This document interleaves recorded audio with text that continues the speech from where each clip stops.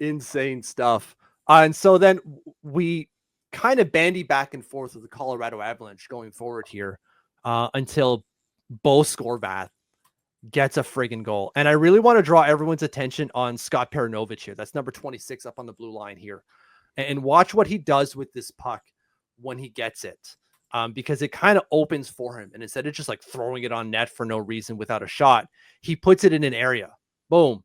Anders Lee chases. Here we go. And it's in. So the Islanders won the trade, clearly, after one day. Yeah, and that's kind of what we said in the video too. Well, we didn't say that because we didn't know a whole lot about Scott Perunovich, but just looking at what we paid, what we could have probably got for him, and then some of the comments based off of St. Louis Blues fans, you're going, it seems like we got, yeah, and we're seeing it here. I on that specific play, yes, of course. And again, a little tongue in cheek there. Like when I came on, I was saying the Islanders are all the way back.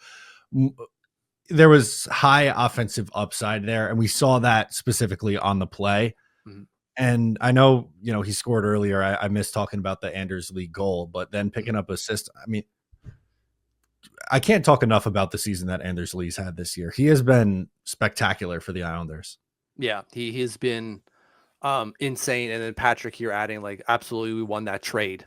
So such a dope pass. It really was just, we keep hearing that his hockey IQ is really high and he just didn't get a chance to show that off in St. Louis on that one play that will look good.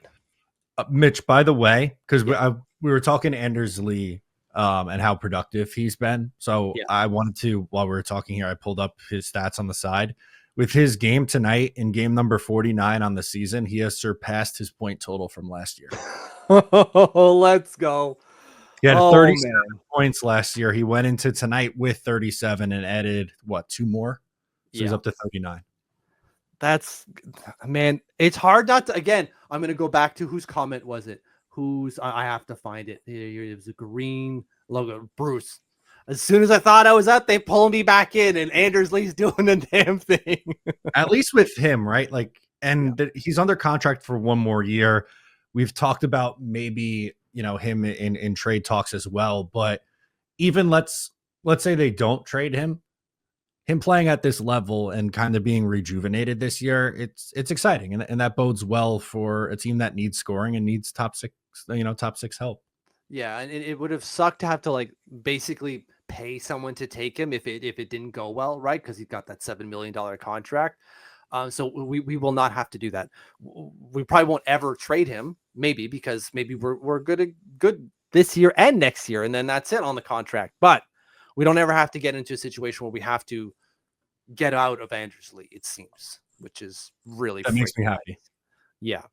But then, of course, we can't have nice things. Jack Drury left all alone. Not Anders Lee, Brock Nelson, baby. What are you doing here? Watch him kind of run almost interference on Jack Drury, but let him go. But he doesn't realize that there's no one back here. Yeah, that's no good. So he's going off for the change, but he doesn't realize there's no one behind him, which is bad timing. He probably would have been too late anyways. He would have been behind the play regardless.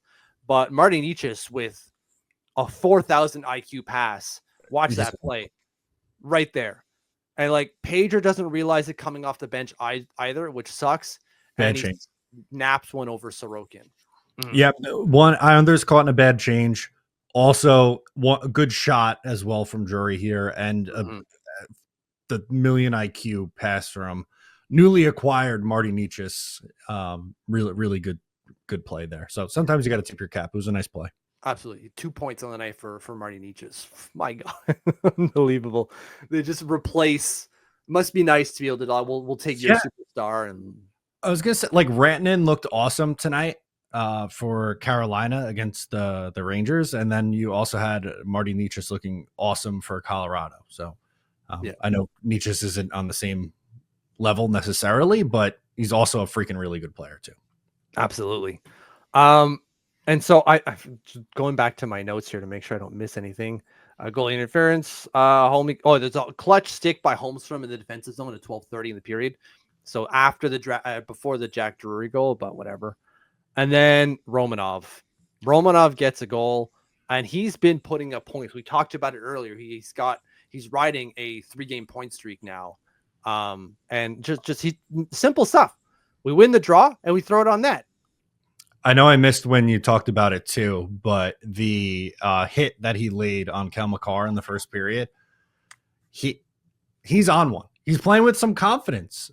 That to me feels like the difference. And I know that seems like a very, very cliched thing, like to say, because you can't really there's no stat to back that up. But sometimes, like eye test wise, it just looks like he's back and comfortable throwing the body, putting pucks on net, and the points are coming. Yeah, shout out to Roman. He defended like a beast. He says, absolutely, Mike. He 100% did. And then adds offense to boot. And like a big goal, right? Because one goal up at 17:31, you know that all Carolina or Colorado wants to do is pull that goalie. They're trying to get their big dogs out and just hound you to try to get that tying goal. So putting us 2 ahead was so friggin' clutch at that time. Outstanding stuff. And then this one by Simon Holmstrom. Yeah, we're defending. Oh my God, we're defending for our life. And then watch this play out by Pajot.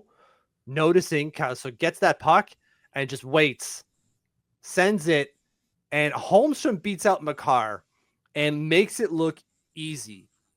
Puts out the arm.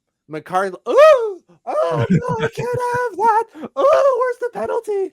And then he just bosses it into the net. Love it.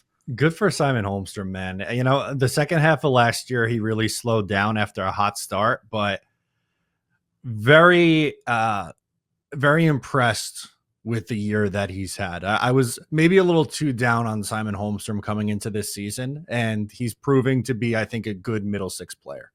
Yeah, absolutely. He's got a role in this team, which is great to see. Ideally, it would have been higher. I know some of you are saying that when he's drafted in the first round, he's got to be higher.